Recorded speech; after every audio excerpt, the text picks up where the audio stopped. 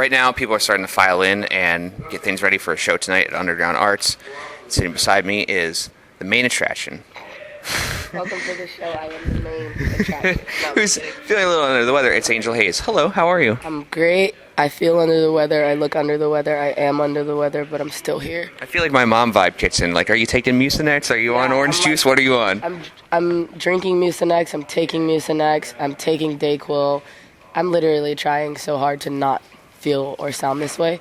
But I think it's weird because it comes with tour.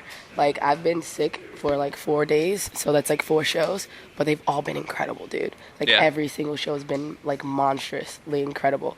And so I don't plan to stop tonight, at least. Do you think you're rising from adversity, or is it just you're on some kind of weird Mucinex fever dream where everything's awesome? No, I promise. You can ask him. It's like really, really awesome. I don't think it's adversity, like, because I'm sick because I'm like a fashionable person. So like I'm going outside with my chest out like this, and that's just something I do. So this is a consequence. But right.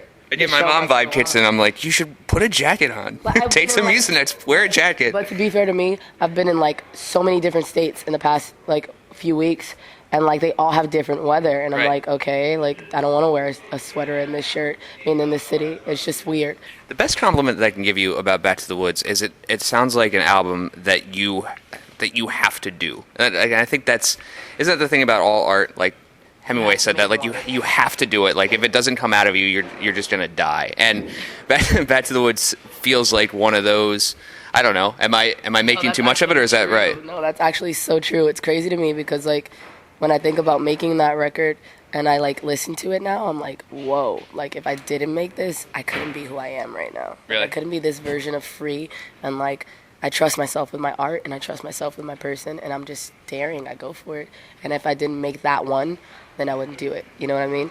And so it's important. I think that's the best compliment you can give someone. This is the record you had to make or you would die.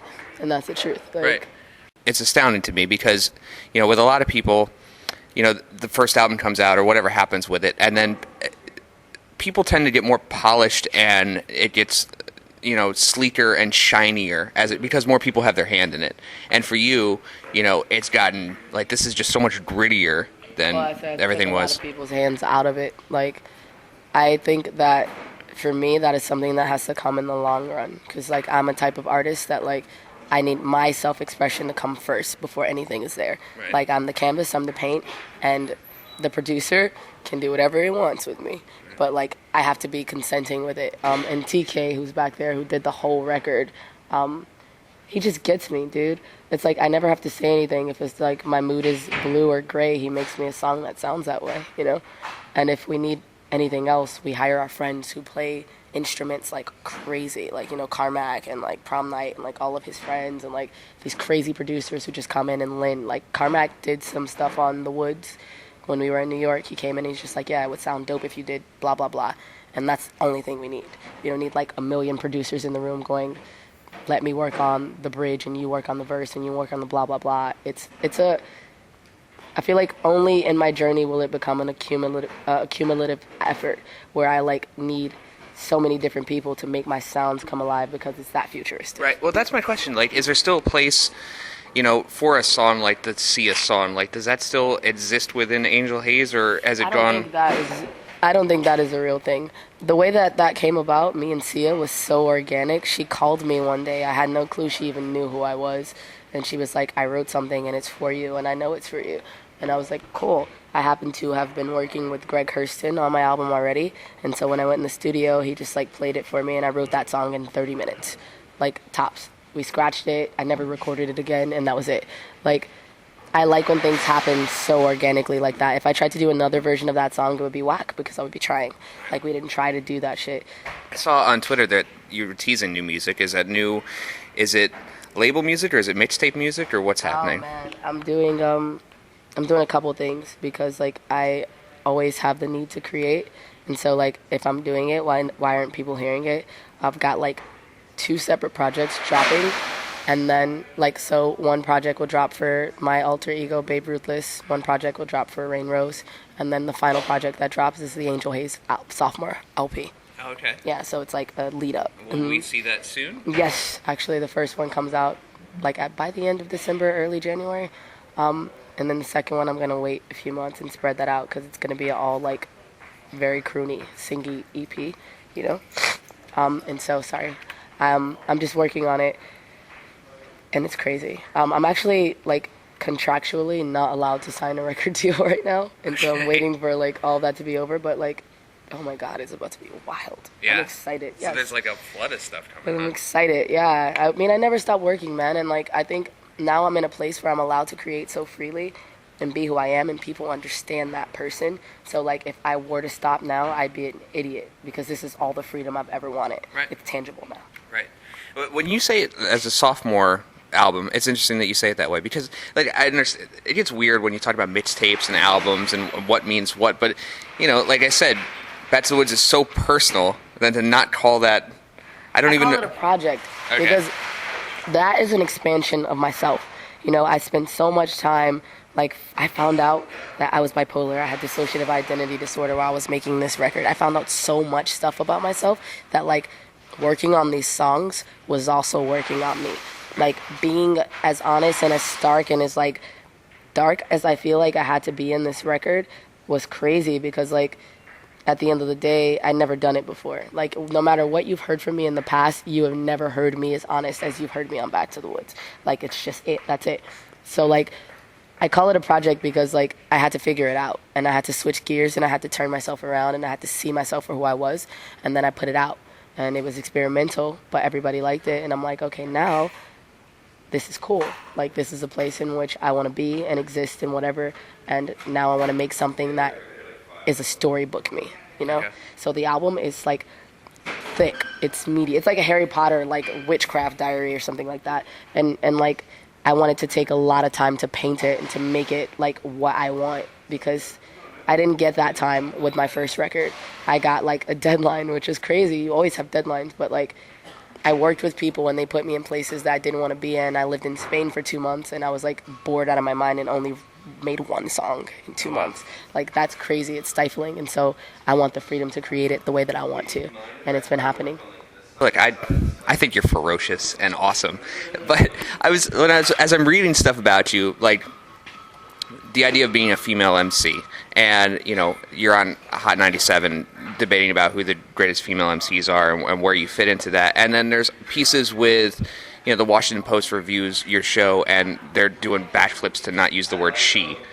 So funny. like how do you Backflips. right? I mean, because it's like they're contorting themselves not to use the word. It's very weird to me because I think I've said a million times, like, I mean, I don't care what people call me. If they wanted to use the word he the entire article, I would be okay with that. Okay. Like, for me, it's like, I don't allow gender to guide nor manipulate anything that I am interested in. And so when people come and talk to me, I'm just like, I don't understand the whole they thing. I'm just like, it makes me sound like a band of people. I think I said it as a joke once, and then people ran with it. And I think very serious about it. I think people can't tell when I'm joking, because like obviously, like you said, people think I'm very ferocious, and so when I say something, I'm just like. It is true. It's like that thing. You know how like they make Ice Cube say like normal things and it still sounds really mean. So you kind of have that same vibe to you where, because you're so ferocious. Like no matter what you say, you're like, oh man, she means business. I get that all the time, and I'm like, no, dude, I was just joking. But my manager, he's like, well, you don't understand that people don't understand you in that way, like that you make jokes. And I'm like, oh, well, here I am being they the entire time. So I don't think it's weird. I think it's cool that people like who don't, like who agender people have some sort of representation, but I don't really care about it, to be honest. Okay. Has anyone asked you to weigh in on the Billboard Top 10 MCs list yet? Oh my God, that was horrible. That list was horrible. It was like, you can't make a top 10 because there's so many different rappers and there's so many different needs for everyone. It's I just have like it here, and I want to ask you, what's the most egregious thing here? All right, so the most egregious thing there is that Tupac is not on that list. Tupac I am is just not on the completely appalled at that. Like, it's just crazy to me. they say that it's for MCs, not artists, so Kanye doesn't make the list, which seems silly to me. I didn't even realize that.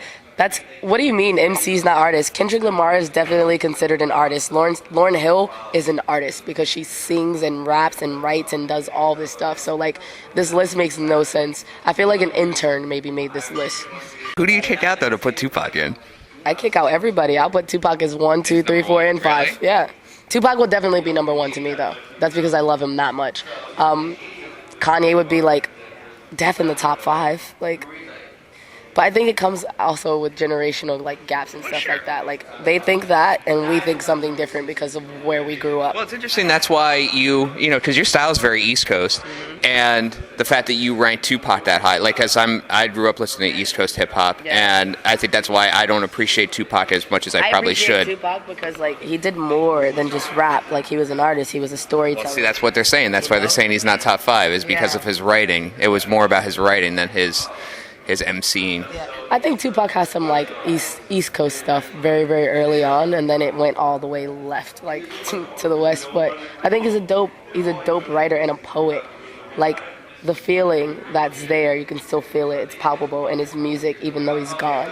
I don't feel that way about a lot of people in the world, you know? I bring it up because, you know, Kanye is someone who's really important to me, and it seems really egregious that he's not on that list. And I know that he played a part in Back to the Woods, or at least gave some advice. Was it more than just that? Because that's the quote that you see from everywhere is that... No. Kanye is dope because, like, every time you sit down with him, it's kind of like a learning experience. And so, like, we talked one night for, like, 3.5 hours just about everything. Played him some music, like, whatever. And I was like, yo, this is what I want to do. But I'm, like, kind of being pigeonholed because, like, my label didn't get me at the time. And he just was like, fuck your label. Make what you want. Like, do what you want. And that was the gear that I didn't make music, like, at all. I was just like, whatever. I just set out because I was freaked out by what happened with Dirty Gold, and I just didn't want to trust anything. And, like... He just basically told me to go for it. If you want to sing, sing. If you can sing, sing. Like, I played him some music. He's like, yeah, definitely sing. And, like, I thought it was cool because, like, Kanye said that Michael told him to sing. And, like, if we didn't have 808s and Heartbreaks, I wouldn't be an artist. You feel me? Really? Like, yeah, no, that's one of my favorite Kanye albums ever. 808s and Heartbreaks, Into My Beautiful Dark Twisted Fantasy. And then, like, it goes back to Graduation. But still, like, all of this stuff that like leads up to like even me being a person, I feel like it's so critically important that like you get to have these moments with people that you admire. I would never want to meet my idols. Like Kanye is one of my idols. I never wanted to pursue meeting him. I'm best friends with Numi Rapace, and she knows him, and so she was like, you're gonna meet him today, like I don't care what you say. And I did it, and I learned a lot from it. So like when I wrote Back to the Woods, I didn't think about anything other than like what felt real to me. Like I was making music in my basement. I was in a crazy abusive household, like making music whenever I could get away from doing chores my mom gave me. You know what I mean? Like as a 20-year-old kid, the best thing you can do is get out and make the things that feel like real to you, you know? What's the thing for him, though? We talked about how, you know, people think you're more serious and angry than you really are. What's the misrepresentation for Kanye, like when you got to sit down with him? I think everyone takes Kanye in the complete wrong way.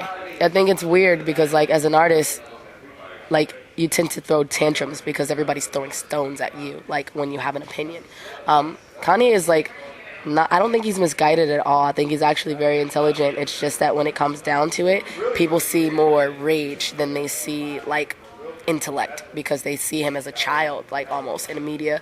And if you sit and you talk to him and you just give him the space to be who he is and say what he wants, like, he says mind-blowing shit. Really? Like, it's crazy. It's like he is who he says he is.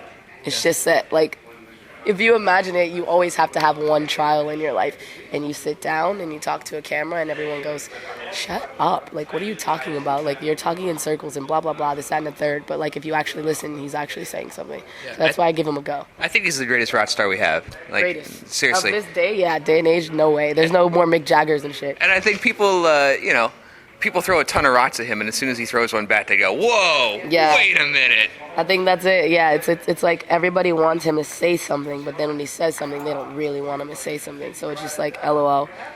He's just got like a never-ending battle. Well, I'm looking forward to new music from you. Sounds like a whole bunch of projects. Wow. Looking forward to you tonight, all jacked up on Mucinex. Jacked, dude. Jacked up on Mucinex and ready to go at Underground Arts. It's Angel Haze. Thank you, man.